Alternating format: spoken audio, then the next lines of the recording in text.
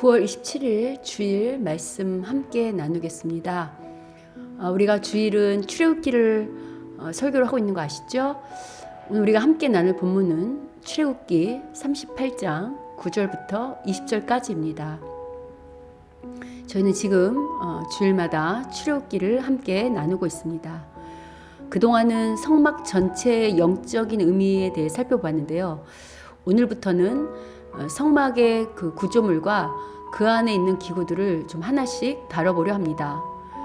제가 이 주제를 다룰까 말까를 많이 고민했습니다. 왜냐하면 이 시간은 주일 예배의 설교 시간인데 자칫하면 딱딱한 성경 공부 시간이 될 수도 있어서요. 고민을 좀 했는데요. 그래도 우리 성도님들께서 성막의 구조와 기구들을 대략적으로 알고 또 그에 따른 영적인 의미를 아는 일이 중요하다고 생각됐기 때문에요. 진행해보려 합니다. 제가 최선을 다해서 쉽게 설명도 하고 또 성령님의 어떤 감동의 역사가 있도록 기도도 하면서 갈 테니까요. 여러분도 조금 딱딱해도 이번 기회에 대략적으로라도 성막을 공부하겠다는 마음으로 임해 주시면 감사하겠습니다. 먼저 오늘 본문은 성막의 뜰, 그 울타리를 세우는 이야기인데요. 일단 이 성막의 뜰을 이해하려면 먼저 전체적인 성막의 구조를 살펴보는 게 좀 필요합니다. 이 성막의 구조는요, 제가 어제 토요일에 미리 보내드린 그 성막 전체가 담긴 동영상 있죠? 또 사진도 있고 그걸 꼭 참조해 주셔야 합니다.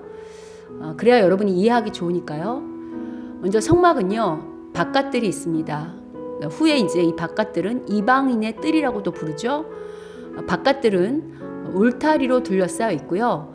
그 울타리 안에 집과 같은 텐트로 지은 구조물이 있는데요.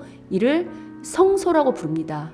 그리고 성소는 다시 성소와 지성소로 나뉘어집니다. 성막의 울타리 동쪽에는 성막으로 들어가는 문이 있습니다. 성막 문으로 들어가면 가장 먼저 보이는 것이 바로 번제단입니다. 이 번제단은 바깥뜰에 있습니다.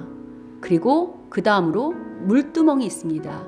즉 번제단과 성소 사이에 있는 것이 물두멍입니다. 잘 이해가 안 되시는 분은요, 꼭 성막 사진이나 보내드린 영상을 참조하십시오.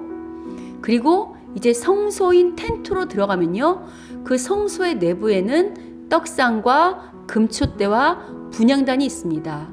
그리고 이 성소의 내부에 휘장으로 가려져 있는 그 안쪽이 바로 지성소입니다. 그리고 그 지성소 안에는 성막에서 가장 중요한 기구인 언약궤가 있습니다. 앞으로 몇 주간에 걸쳐서 이 성막의 구조물과 기구들에 관하여 하나씩 살펴보도록 하겠습니다. 자, 그럼 오늘 본문이 말하고 있는 그 성막의 뜰을 세우는 울타리에 관하여 살펴보도록 하겠습니다. 여러분, 성막을 바라볼 때, 그러니까 외부에서 성막을 바라볼 때요, 제일 먼저 보이는 것이 바로 그 흰색의 깨끗한 세마포로 둘러싸인 울타리입니다. 이 울타리로 둘러친 마당을 바깥뜰이라고 부르는데요. 오늘 본문은 바깥뜰, 즉 쉽게 성막의 마당을 둘러치는 그 울타리를 어떻게 만들라고 말하는 본문입니다. 제가 일일이 본문 구절을 말하지 않지만 그 울타리의 치수를 말하는 오늘 본문을 그 미터 단위로 환산하면요, 가로는 45m, 세로는 22.5m인 직사각형 모양이고요, 높이는 2.25m인 울타리 모양입니다. 남쪽의 기둥 20개, 북쪽의 기둥 20개, 그리고 각각 동쪽과 서쪽에 10개씩 기둥이 세워서요, 모두 60개의 기둥으로 울타리를 만듭니다. 그리고 오늘 본문에 따라서 지금 제가 설명하는 겁니다. 그리고 이 기둥에 흰 세마포 휘장을 칠하고 말하죠. 이 기둥들은 말뚝과 끈으로 단단하게 메어져 있습니다. 앞서 언급한 대로 이 세마포장, 그 세마포를 씌우는 그 높이는 2.5m입니다. 2.25m요. 휘장을 치는 기둥의 재료는 명확하게 설명하고 있지 않는데요. 대부분의 학자들은 이 기둥의 재료를 아카시아 나무로 추정합니다. 조각목이라고도 하죠. 그리고 받침은 노수로 만들고요. 휘장을 걸을 갈고리와 고리는요, 은으로 만들라고 명령하십니다. 그리고 논말뚝과 줄이 필요했습니다. 이 울타리의 동편에 성막으로 들어가는 문이 있습니다. 여기까지가 성막의 뜰을 세우는 울타리에 관한 실제 구조물과 부품에 관한 설명이라고 할 때요. 그럼 이제 여러분이 이제 여기까지 설명을 들으시면 이런 질문을 하실 수 있습니다. 그래서 이 본문이 오늘 우리와 무슨 상관이 있는데? 라는 질문을 하실 수 있겠죠. 먼저요, 이런 성막을 만든 이유는 하나님께서 당신의 백성과 함께 하시기 위함이라고 했었습니다. 그런데 오늘날은 예수님으로 말미암아 더 이상 건물이 성막이나 성전이 아니고요, 성령님께서 함께 하시는 성도가 성전이요, 또 성도들이 모인 공동체인 교회가 바로 성전이 된다고 했습니다.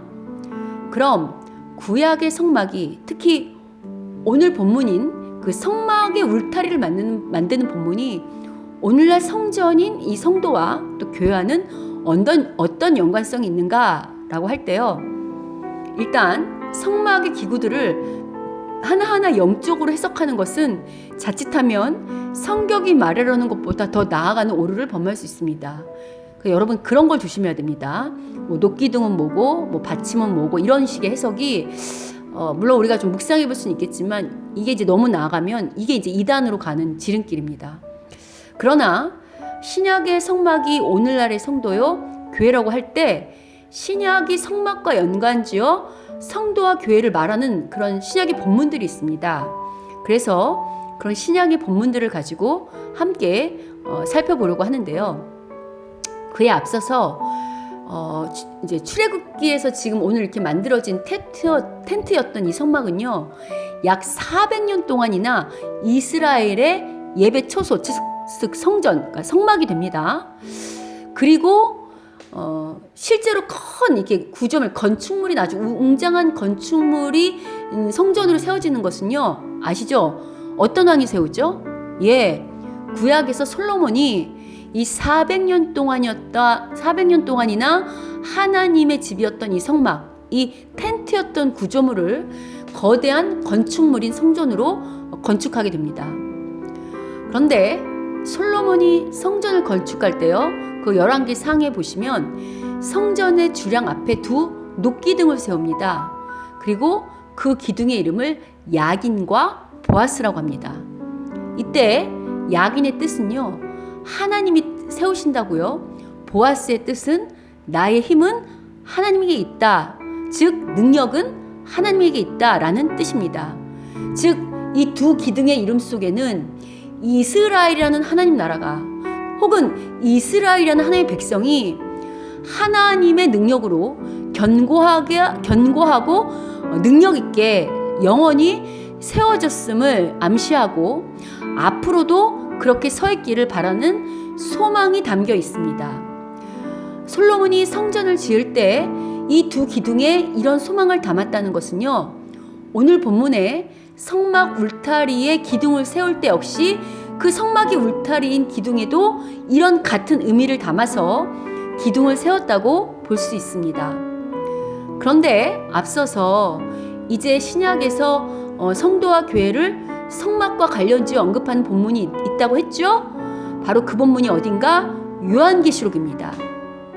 요한계시록 3장 7절 이하에는요, 요한계시록에 등장하는 소아시아의 7 교회 중 빌라델비아라는 교회가 등장합니다. 주님께서는 이 교회를 칭찬하시면서요, 이기는 자는 하나님의 성전의 기둥이 될 것이라는 축복의 약속을 하십니다. 여러분, 이 축복의 약속이 앞서 언급한 성막과 그 성전의 기둥과 같은 의미가 담겨 있는 것 보이십니까? 즉 빌라델비아 교회를 성전의 기둥이 되게 하신다는 것은 오늘 본문인 그 성막의 기둥을 쌓는 바와 같이 그 의미를 담는 바와 같이요. 하나님께서 그들 가운데 거하사 그들에게 능력을 주시어 교회를 견고케 세우시겠다는 축복의 약속이 담겨 있는 것입니다. 다음으로 성막의 울타리를 치는 이 흰색 세마포가 상징하는 것 역시 계시록을 통해서 알 수 있는데요. 요한계시록 19장 8절을 보시면요. 거기에 하나님 나라의 혼인잔치가 벌어집니다. 거기에 예수님은 신랑으로 교회는 신부로 등장합니다. 그런데 오늘날도 왜 신부는 예쁜 드레스를 입잖아요. 그런데 거기서도 하나님께서 예수님의 신부인 교회, 즉 성도들에게요, 아주 예쁜 옷을 입혀주시는데요. 그 예쁜 옷이 어떤 옷이냐면 바로 빛나고 깨끗한 세마포 옷을 입혀주십니다. 그리고 이 세마포 옷을 부연 설명하는데요. 이 세마포 옷은 바로 성도들의 옳은 행실이라고 말합니다. 이를 통해서 알 수 있는 것은요. 먼저 흰색의 세마포로 둘러싸여 있는 성막의 울타리 안으로는요. 그 울타리 안으로는 아무나 들어올 수 있는 것이 아니죠. 예, 그 성막 안에는 누구만 들어올 수 있냐면 하나님의 백성만 들어올 수 있습니다.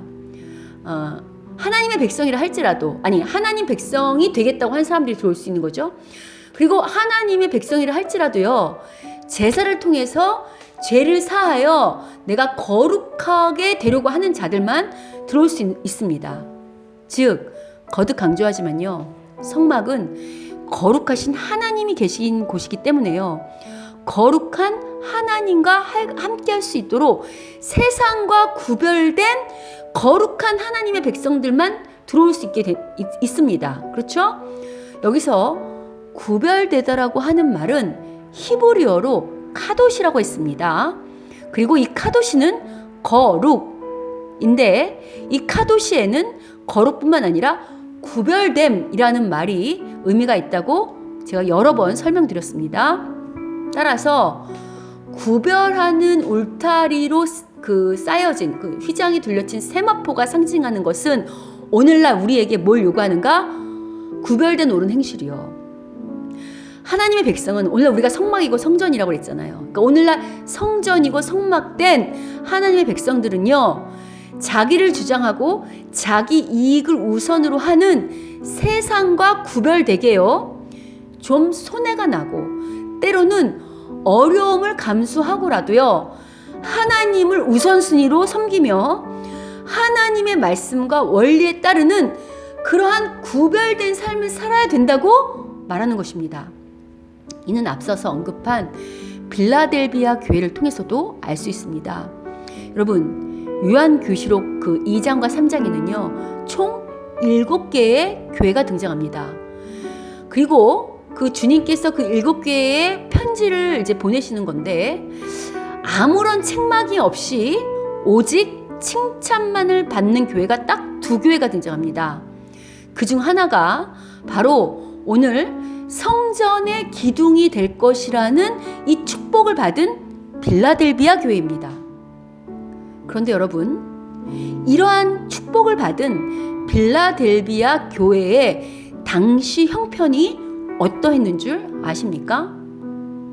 당시 빌라델비아 지역은요, 지진이 끊임없이 계속되는 위험 가운데 노출된 아주 척박한 땅이었습니다.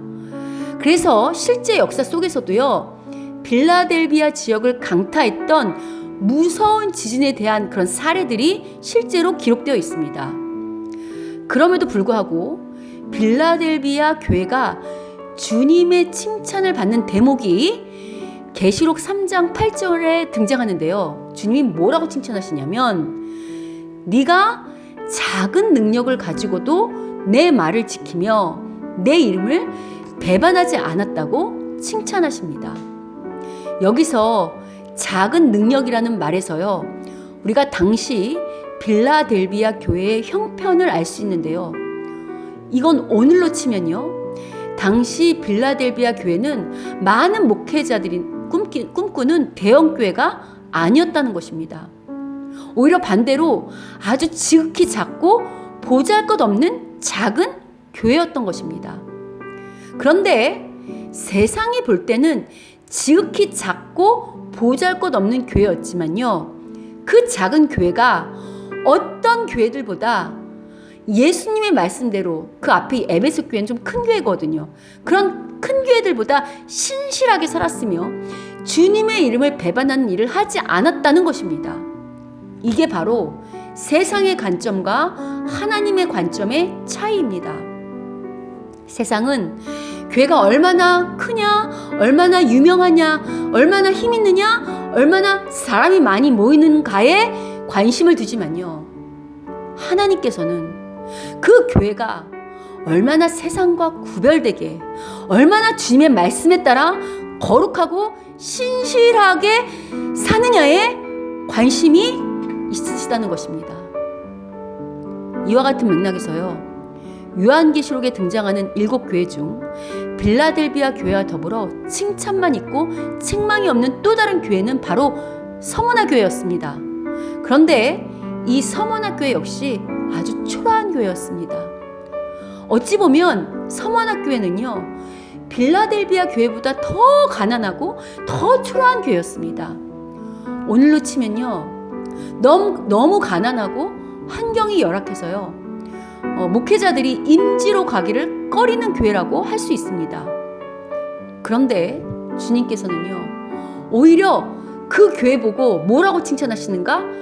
너희가 부요한 교회라고, 아주 부요한 교회라고 칭찬하십니다. 왜냐하면 비록 서머나 교회가 너무도 힘겨운 상황에 처해 있었지만요, 오히려 그런 환경 속에서도 더 철저히 가난해진 마음으로 오직 하나님만을 의지하는 굳건한 믿음을 지켰기 때문입니다. 세상적으로 보면 가난해서 앞날의 밝은 미래나 소망이 없는 것처럼 보이는 교회였지만요, 주님께서 보시기에는 심령이 가난함으로 오직 주님만을 붙잡고 그 주님의 말씀대로 행하며 거기에서 힘을 얻으려고 애쓰는 교회였다는 것입니다. 이처럼 하나님의 평가는 세상의 평가와 다릅니다. 하나님께서는 세상이 볼 때는 부족해 보여도요, 어떤 환난이나 핍박이 와도 하나님 말씀 지키며 살려는 당신의 신실한 그러한 성도들이 있는 그러한 교회를, 그러한 성도를 견고하게 세우시고 축복하신다는 것입니다. 이처럼 세상의 평가와 달리 비록 초라해 보여도 신실한 믿음으로 하나님 나라의 기둥과 같은 역할을 감당함으로 교회를 견고히 세운 예를요, 우리나라 초대교회에서도 찾아볼 수 있습니다. 바로 1900년도에 그 서울 종로에 있던 그 연동교회의 초대 장로였던 고찬익 장로님이십니다. 이 고찬익 장로님은요, 회개하고 새로운 사람이 된 이후에 그 게일 선교사님의 조사가 되어서 성심껏 복음을 전했던 사람입니다. 원래 고찬익은 원산에서 게일 선교사의 전도를 받아 신자가 되었습니다. 그때부터 원산에서는요, 이상한 일들이 벌어지곤 하였답니다. 가난한 신자들의 방에서 알 수 없는 돈이 나오고, 혹은 뜰 안에서 이름 없는 쌀자루가 발견되었습니다. 또 원산 거리에서요, 거지가 매우 좋은 옷을 입고 다니는 등 여러 일들이 일어났다고 합니다. 그런데 얼마 후에 이 고찬익이 게일 선교사님을 따라서 서울로 가게 되었고요, 그 후에는 이런 이상한 일이 끊어지게 되었다고 합니다. 사람들은 그때서야 이것이 고찬익이라는 그 사람이 한 일이라는 것을 알게 되었다고 합니다. 게일 선교사를 따라 서울 종로의 연동교회로 올라온 고찬익은요, 서울에서도 열심히 복음을 전합니다. 이 고찬익 이분은요, 지체 장애자들이 교회에 가고 싶어도 가지 못하는 안타까운 사정을 알게 되었을 때요, 주일마다 한 사람씩 업어서 교회당에 데려다 놓고 또 한 사람 업어서 교회당에 데려놓고 해서 이렇게 한 사람씩 업어서 교회당에 데려왔다고 합니다. 그는 꽹과리, 북, 장구 등을 치면서요, 사람들을 모은 후에 유창한 그 언변으로 예수님의 죽음과 부활을 전했고요, 게다가 신약 성경의 대부분을 암기할 만큼 말씀을 사모했다고 합니다. 당시 이 고차닉의 직업은 신발을 만드는 것이었는데요. 한 달 수입이 약 100냥 정도 됐는데 100냥 이상, 100냥 좀 넘었는데요. 이 중에서 100냥은 헌금해서 교회를 세우고요. 나머지를 가지고 재료비와 생활비로 사용했다고 합니다. 그리고 그 밖에도 전도와 구제를 위한 그의 선행은 앞서 언급한 것처럼 계속되었다고 합니다. 이후에 1905년 그 서울의 연동교회에서 고차닉이 공동의회 투표로 초대 장로로 선출되었을 때요. 정말 그 우레와 같은 박수 소리가 교회당이 떠나갈 듯 울렸다고 합니다. 어떻습니까? 참으로 헌신은 없이 자기 주장만 하는 장로와 재직과 성도가 넘쳐나는 오늘의 시대에 정말 장로가, 아니 성도라고 한다면 어떻게 교회의 기둥과도 역할을 감당해야 하는지를 몸소 보여준 장로님이 아닐까 싶습니다. 그런데 여러분, 이 고차닉 장로님의 당시 형편과 출신이 어떠했는지 아십니까?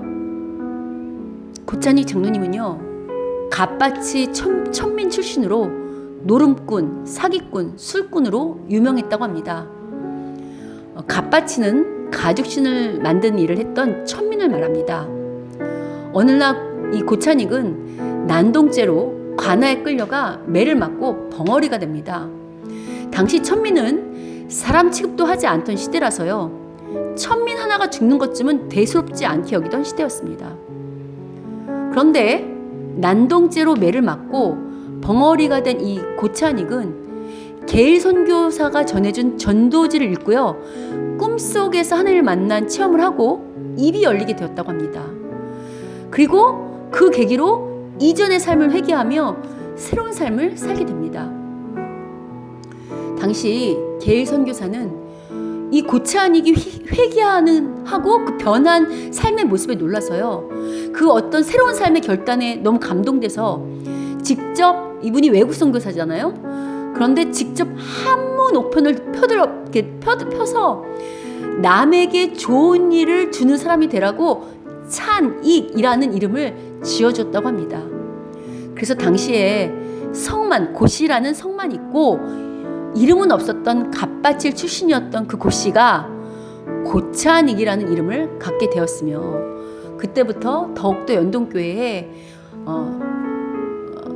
헌신하는 성도가 되었다고 합니다. 고차닉은요, 술주정꾼의 노름꾼인 자신과 같은 사람도 사랑하시는 예수님의 은혜와 또 세상은 사람 취급도 하지 않는 천민 출신인 자신을 사람처럼 대해주는 그 게일 선교사님의 사랑에 감복합니다. 그래서 서울로 온 뒤로는 종로 5가에 살고 있던 자기와 같은 그 갓바치들을 향해서 열심히 전도를 했고요. 앞서 말한 그 참된 예수님의 제자다운 삶을 실제로 살아냅니다. 여러분, 당시에 천민이라 손가락질 받던 그런 시대잖아요. 근데 그런 신분의 차별이 있고 그렇게 사람을 천시 여기던 그런 시대에 그런 것에 아랑곳하지 않고 교회의 기둥과 같은 사람이 되는 것 결코 쉽지는 않았겠죠. 당시에 얼마나 신분에 대한 차별이 심했는지요. 고차닉이 장로로 선출되었을 때는요, 연동교회에서 양반들은 그러니까 고차닉이 장로로 선출되었을 때 그 연동교회에서 그 양반들도 장로 선거에 나왔다가 그 양반들은 다 장로 선거에서 낙선되었답니다. 그때 그 낙선된 양반들 혹은 그 양반들을 중심으로요, 일부 교인들은 천민이 장로로 선출된 것에 반발해서 교회를 떠나 자기들만의 교회를 따로 세웁니다. 실제로요. 보이시죠? 당시 교회도 오늘처럼 세속적인 힘의 원리가 작용했다는 것입니다. 그러나 종로 5가 일대에 살던 많은 천민들은요, 이 고차닉 장로님으로 인해서요, 자신들도 예수를 믿기만 하면 훌륭한 믿음의 사람이 될 수 있다는 확신을 갖고 연동교회로 몰려들기 시작합니다. 훗날 어려운 환경을 이기고 비록 천한 천민 출신이었지만 구별된 삶으로 그런 것에 아랑곳하지 않고 교회의 기둥이 되었던 이 고찬익 장로의 감탄한 개 선교사님은요, 고찬익 장로는 자기가 만난 사람 중에 가장 위대한 사람이요, 만약 노벨상 후보를 추천하라고 한다면 자신은 고찬익 장로를 추천할 것이라고 말했답니다. 어떻습니까? 참으로 오늘 본문의 성막의 울타리가 상징하는 교회의 기둥과 구별된 옳은 행실의 그 세마포 옷을 입은 참된 성막과 같은 성도요, 장로님 맞죠? 저는요, 개인적으로 고찬익 장로님도 훌륭하지만 양반과 천민을 가리지 않고 따뜻한 사랑으로 품어서 고찬익 장로와 같은 천민을 주님의 참된 제자로 세운 게일 선교사님 역시 교회의 기둥이요, 세상과 구별된 가치관으로 세마포 옷을 입은 선교사님이라 생각합니다.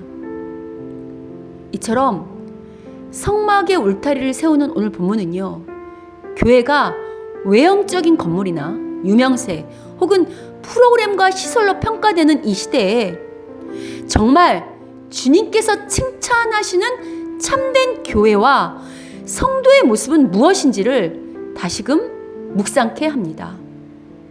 무엇보다 처음 성막 설교를 시작할 때 언급했지만요, 성막에는 이 세상과 다른 하나님 나라의 원리가 담겨 있습니다. 여러분, 이 원리는 늘 기억하시길 바랍니다. 어제 보내드린 영상을 보시면 알겠지만요, 여러분, 성막은요 그냥 텐트입니다. 텐트. 생각해 보십시오. 보통 왕이 거주하는 왕궁은 거대하고 웅장합니다. 실제로 이 성막을 만드는 출애굽 당시의 그 이스라엘 백성들은요, 애굽의 노예로 있었잖아요. 그 애굽의 노예로 있을 당시에 왕이 있는 웅장한 왕국을 직접 건축했던 사람들입니다. 더군다나 애굽에는 고대 7대 불가사의 중에 하나인 아주 거대한 피라미드도 있죠. 그런데 여러분, 우리가 믿는 하나님은 온 우주의 왕이요, 유일하신 신이십니다. 그런데 지금 그런 하나님이 계시는, 그런 하나님이 거하시겠다고 만들라고 한 처소가 어떻다고요? 예, 초라한 텐트라고요. 더군다나 하나님의 임재를 상징하는 언약궤가 있는 그 지성소는요, 한 평도 채 되지 않습니다. 어제 보내드린 영상으로 보셨죠? 이미 애굽에서 왕의 궁전이나 피라미드와 같은 거대한 신전을 직접 짓기도 하고 보기도 한 이스라엘 입장에서는요, 온 우주의 왕이신 하나님께서 당신이 거할 처소로 가시면서 주셨던 이 초라한 텐트인 성막이 잘 이해가 되지 않았을 것입니다. 그런데 여러분, 이 성막에 바로 하나님 나라의 원리가 담겨 있습니다. 하나님 나라는 보이는 외형이 있지 않고요, 하나님처럼 백성을 위해 기꺼이 자신의 몸을 낮춰 섬기는 것이 왕이 되는 그러한 내용의 원리가 담긴 나라라는 것입니다. 이는 예수님께서 힘으로 권력으로 이 땅에 하나님 나라를 충분히 세우실 수 있음에도 불구하고 그런 힘이나 권력으로 하나님 나라를 세우신 것이 아니라요, 당시 사람들이 멸시하고 천대했던 그 십자가의 죽으심으로, 자기를 죽으심으로 하나님 나라를 세우신 것과 같은 원리입니다. 여러분, 이런 원리들은요, 어찌 보면 신분이나 학벌 또는 재산의 유무에 상관없이 오늘날 그 고찬익 장로처럼 무명에 누가 알아주지 않아도 신실하게 하나님을 섬기며 이웃을 섬기겠다고 그런 삶을 살고 있는 성도들에게 큰 힘이 됩니다. 여러분, 하나님은요, 외형이 아닌 그 사람이 어떤 마음가짐, 어떤 태도로 하나님을 섬기고 사람을 섬기는가를, 그리고 내가 주신 이 만물을 섬기는가를 보신다는 것입니다.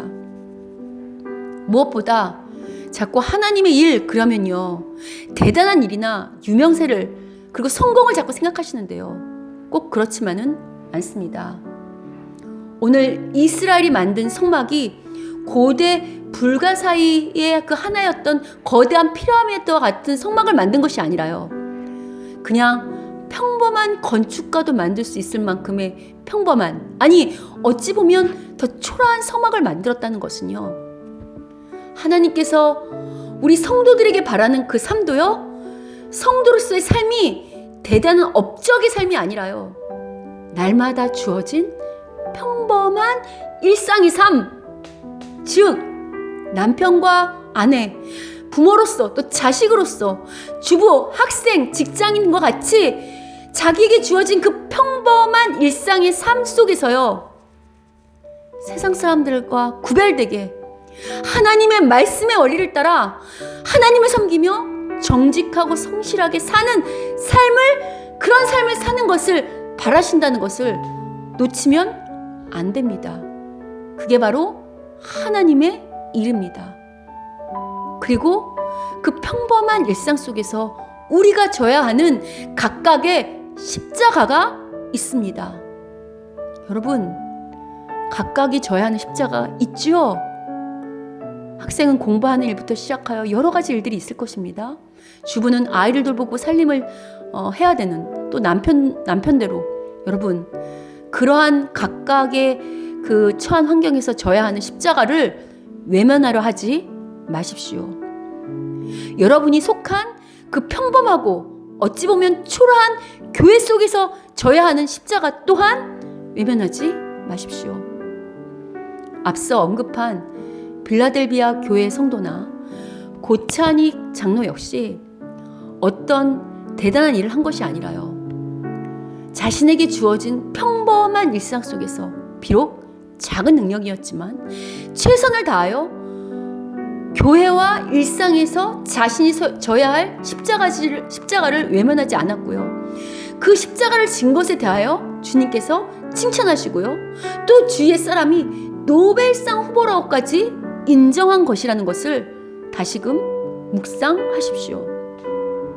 그러므로 여러분, 우리 각각에게 주어진 일상에 게으르면 안 됩니다. 주어진 십자가를 외면하시면 안 됩니다. 그걸 잘 감당하는 것이 바로 주님의 뜻이요, 축복을 받는 비결이라는 것을 놓치지 마십시오.